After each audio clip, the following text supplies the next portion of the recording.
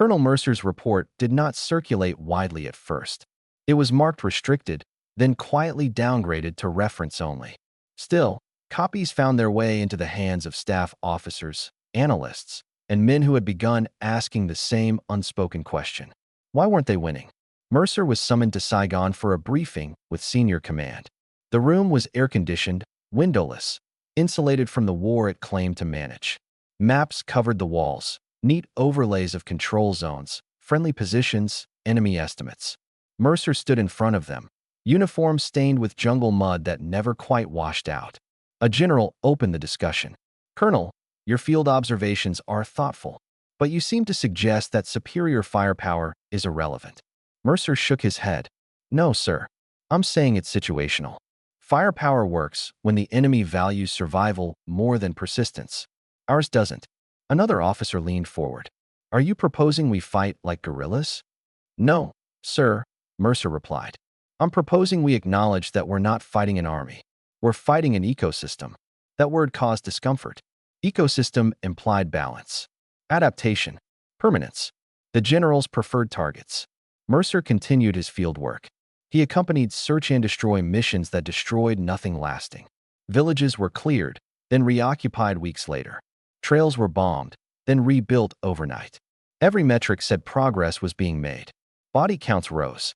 Enemy weapons captured increased. Bomb tonnage reached historic levels. And yet, the war remained unchanged. Mercer began noticing something subtle. American units measured success by events. The Viet Cong measured success by absence. If they avoided contact, they won. If they survived the week, they won. If Americans grew frustrated, careless, or tired, they won. The enemy didn't fear losing men. They feared losing relevance. And they never did. During one patrol, Mercer observed a young American lieutenant freeze after a false contact. The jungle had whispered. Nothing followed. The men stood tense for minutes, weapons raised, nerves fraying. That was when Mercer understood. Fear wasn't coming from enemy strength. It was coming from enemy unpredictability. The Viet Cong had weaponized uncertainty. Mercer studied their logistics, or lack thereof. No supply convoys. No depots. No dependence on airfields or ports. They cached weapons in hollow trees. Stored rice underground. Moved by night, rested by day. Every destroyed base was irrelevant. Every destroyed network was catastrophic. And yet, American strategy focused on bases. He revised his report. This time, he removed emotion, removed frustration. He wrote like an engineer dismantling a faulty machine. Our operational model assumes the enemy must expose themselves to be defeated. This enemy does not. We are applying industrial warfare logic to a pre-industrial conflict. The jungle favors decentralization. The enemy is already decentralized. The conclusion was stark. Victory, as currently defined, is structurally incompatible with the environment. The response was swift and quiet. Mercer was reassigned. No reprimand. No argument. Just distance. He was moved to a training role in Hawaii, far from combat, far from influence. Officially, it was a promotion. Unofficially, it was containment. From Hawaii, Mercer watched the war continue. More troops, more technology, more money, more casualties. He reviewed incoming reports with growing detachment. Nothing changed. The enemy adapted faster than doctrine could be rewritten. New sensors were deployed. The Viet Cong learned to avoid them. New helicopters arrived. They adjusted firing patterns. Every innovation produced a counter, not through technology, but through patience. Mercer wrote privately now. Notes never submitted. Thoughts never briefed. We are trying to impose order on a system that thrives on disorder. In 1969, Mercer was invited to observe a training exercise. A simulated jungle environment. Perfect visibility. Controlled conditions. Clear objectives. The American unit performed flawlessly. Mercer felt nothing. Because Vietnam wasn't clean. It wasn't controlled. It wasn't fair. The jungle did not reward excellence. It rewarded adaptability. That same year, news came of increased negotiations. Talks. Withdrawals. Timelines. Mercer felt no relief. He understood what the enemy already knew. Leaving was not defeat, but staying had never been victory. He returned once more to Vietnam as an observer before the drawdown. The jungle looked unchanged. The same vines. The same heat. The same silence between moments of violence. An American base he had visited 2 years earlier was gone. Overgrown. Erased. But nearby villages remained. Occupied. Functioning. The war had passed over them like a storm. They endured. Mercer stood at the edge of a former fire base, now nothing more than rust and weeds. A local guide pointed toward the forest. "They are there," he said. Mercer nodded. Of course they were. They always had been. That night, Mercer wrote his final official assessment. It was short. "We did not lose to a superior force. We lost to a more patient one." This war was never about control of territory. It was about control of time. Time favored the side that could wait. He closed the notebook. The jungle outside breathed steadily. Unhurried. The war ended without ceremony. There was no final battle that explained everything. No moment where the logic became clear. Just helicopters lifting away from rooftops. Paperwork replacing orders. Silence replacing noise. Colonel Andrew Mercer retired 2 years later. No medals for Vietnam. No public lectures. Just a quiet transfer into civilian life. He did not speak much about the war, but he remembered it. Years passed. Vietnam became a chapter in textbooks. A case study. A cautionary tale. Mercer watched younger officers analyze it with charts and simulations. They debated tactics. They debated politics. Few debated assumptions. That bothered him. In 1985, Mercer was invited to the National Infantry Museum. A new exhibit had opened. Lessons of modern conflict. Glass cases held weapons once feared. AK-47s. Improvised mines. Bamboo traps. Simple things. Brutal things. A curator walked with Mercer, unaware of who he was. "Hard to believe," the man said, gesturing at a rusted rifle, "that we struggled against equipment like this." Mercer stopped. He looked at the rifle, then at the jungle diorama behind it, then at the placard. Crude. Obsolete. Ineffective against modern forces. Mercer felt a familiar frustration. "They weren't fighting us with weapons," he said quietly. The curator blinked. "Sir, they were fighting us with endurance." Mercer stood before a reconstructed tunnel system. Low ceilings. Tight turns. Darkness. Claustrophobic. The guide explained how American technology failed underground. Sensors didn't work.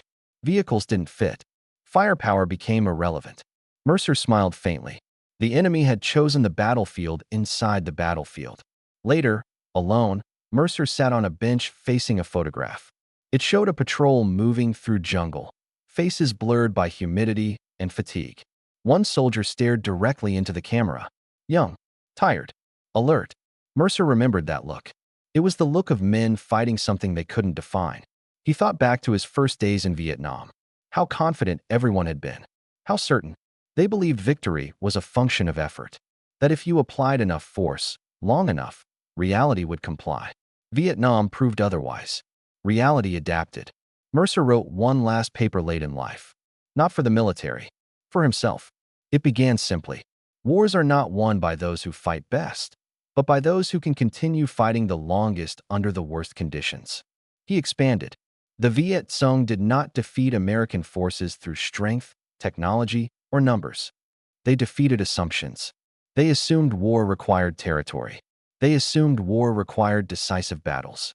They assumed war required superiority. The enemy assumed war required survival. Only one assumption matched reality. Mercer addressed what few reports dared. Modern militaries are optimized for performance, not persistence. They excel when systems function. But systems are fragile. The Viet Cong had no systems to collapse. They were already broken into pieces. And pieces are hard to destroy. He concluded with a sentence that would never be quoted publicly. "We did not misunderstand Vietnam. We misunderstood war." In his final years, Mercer returned once more to Vietnam. Not as a soldier, as a visitor. The jungle had reclaimed everything. Former bases were invisible. Runways were farms. War had left no permanent scars on the land. Only on memory. A local man guided Mercer through a forest trail. "This path," the man said, "was used during the war." Mercer looked around. It was indistinguishable from any other. "How do you know?" Mercer asked. The man smiled. "We remember." That night, Mercer listened to the jungle. The same sounds. The same patience. He realized then what Vietnam had always been teaching. Power that relies on dominance must constantly prove itself. Power that relies on endurance only needs to exist. Back home, Mercer passed quietly. No obituaries mention Vietnam, but his final notes were found among his papers. One line, underlined twice. In wars of exhaustion, the side that refuses to quit becomes invincible. Epilogue. Military historians still debate Vietnam, but among those who study asymmetric warfare, one truth remains. The jungle did not defeat America. The jungle revealed a flaw. That victory cannot be forced upon time. Time must be survived. And in Vietnam, only one side was willing to wait. Central Highlands, South Vietnam, 1967. The jungle did not look dangerous at first.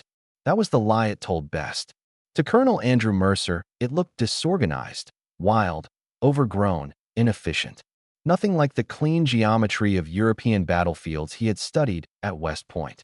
No clear lines of advance. No obvious high ground. Just layers of green stacked endlessly on top of one another, steaming under a brutal sun. Mercer was not new to war. Korea had taught him about cold and artillery. Pentagon briefings had taught him about statistics. Vietnam, he was told, would be different. Shorter, cleaner, controlled. He arrived as part of a classified Army study group, an evaluation unit tasked with understanding why American forces, armed with the most advanced weapons on Earth, were struggling against farmers with rifles. Officially, the unit did not exist. Mercer's background was doctrine. He believed in structure, firepower, clear chains of command. He had helped write manuals explaining how modern armies were supposed to win wars. And yet here he was, standing at the edge of a jungle that seemed to swallow sound, visibility, and certainty itself. "Sir," a young lieutenant said quietly, "this is Charlie Company's sector." Charlie Company had lost 17 men here in 2 weeks. There were no wrecked tanks, no dramatic last stands, just bodies found in places already cleared.